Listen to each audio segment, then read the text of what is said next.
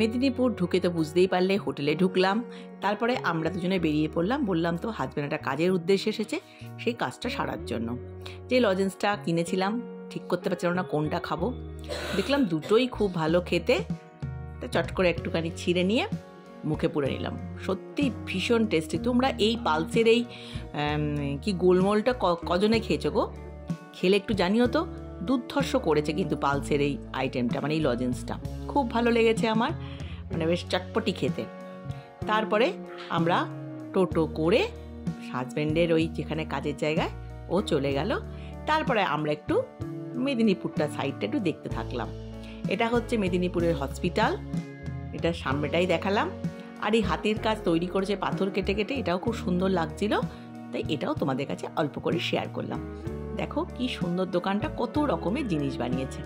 আমার কিন্তু দেখতে বেশ ভালোই লাগছে, তাই ছোট্ট করে ভিডিও করে নিলাম।